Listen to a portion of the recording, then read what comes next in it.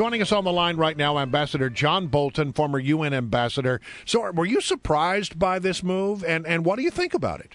Well, I think Boehner's decision to invite Netanyahu is really simply an extension of what Obama has already done by having British Prime Minister David Cameron flatly admit, very honestly, he was making calls to members of the Senate in particular to lobby against the sanctions legislation on Iran that's being considered.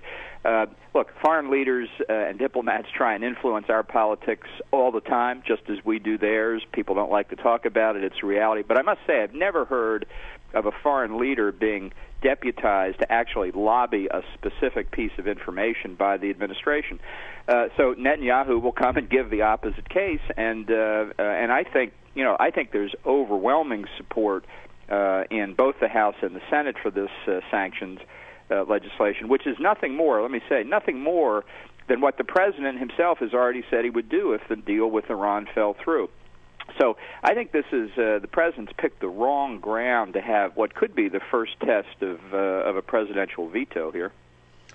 Ambassador Bolton, can I ask you something in the wake of the horrible terror attacks that we saw in France? There have been a lot of commentators on the air on cable news shows talking about the issue with regard to Islamic integration into Western European cities, most specifically Paris and London. And this whole idea of no-go zones have been brought up. And I read on the website at Gatestone Institute, which is the institute I believe that you're the head of it, right? Or it's chair of the board of advisors, right? Yeah, they make the case that there are such things as no-go zones, and yet it's been ripped apart. Can you give us some clarification on this?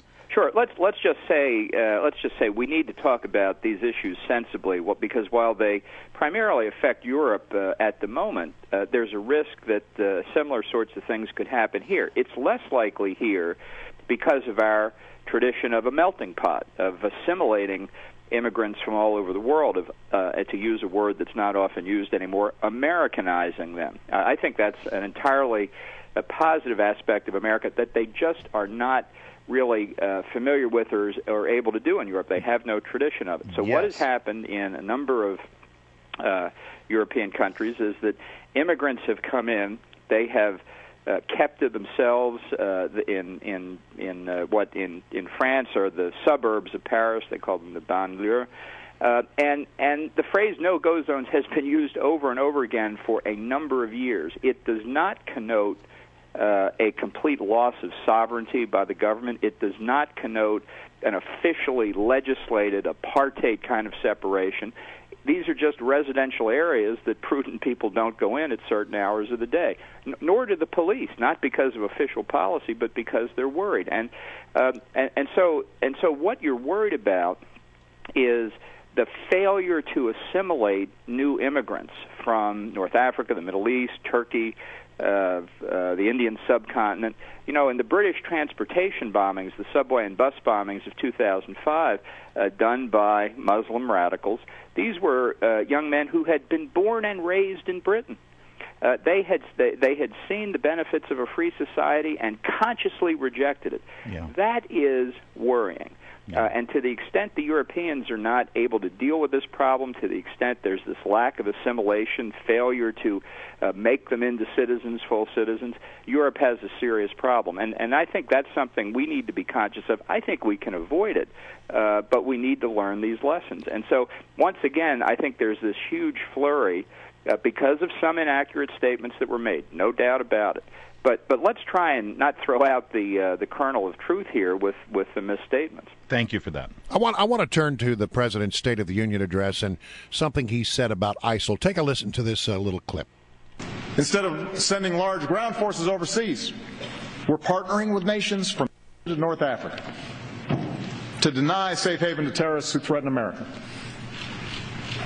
In Iraq and Syria, American leadership, including our military power, is stopping ISIL's advance. So is that true? He is delusional.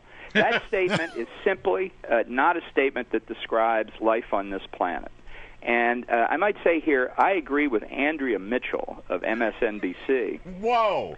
Well, let's mark this down on our calendar. Who said after the president's State of the Union message that the president had a credibility problem. Indeed, he does. This is for a baby boomer who remembers Lyndon Johnson and the credibility gap. This is a credibility gap of enormous proportions. He's not describing the world situation accurately. He's not describing his policies or their effect accurately, and therefore I think we can predict with near certainty that in the next 2 years he won't describe the deal he's about to make with Iran, his possible visits to Tehran and Havana, right, his inability to deal with the North Korean nuclear weapons program, or with Russia, or with China. This list can go on a long time. That what he's going to be saying simply will suffer from the same credibility gap, and my guess is it will apply in domestic affairs as well. But this is very serious. When the president is manifestly not talking about the way things actually are, it's not just a problem for us, it's a problem for the rest of the world, at least our friends in the rest of the world, who wonder what has happened to the United States. Well, you mentioned Andrea Mitchell there, and I'm surprised to find you in agreement with her, but I also noted that Richard Engel, who's a very respected war correspondent from NBC, was on record as saying, the president is looking at the world through rose-colored glasses. It's just not reality. It's not. And the notion that our policy, let's just take ISIS as an example, that somehow our policy is restraining them is inaccurate. The Wall Street Journal and other media sources have demonstrated that the Islamic State continues to expand somewhat more modestly, but more importantly, it's consolidating its control over the territory that it's already seized. Remember, they broke out of Syria into Iraq a year ago this month, taking Fallujah. It's 7 months since they defeated the Iraqi army outside of Mosul. And what is the diminution of territory that they've suffered since then? Very small amounts where the Kurds have acted effectively, not because of us, not because of our aid, but because the Kurds were prepared to fight back.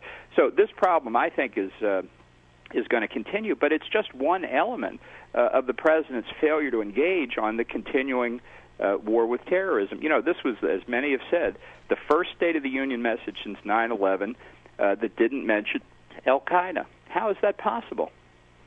Yeah, especially after we just saw an al-Qaeda orchestrated attack in Paris just 10 days ago. It is remarkable. John Bolton, former ambassador to the UN, and hopefully he'll have a more prominent title in the coming years. John Bolton, thanks for joining us. My pleasure. Thanks for having me. Thanks a lot.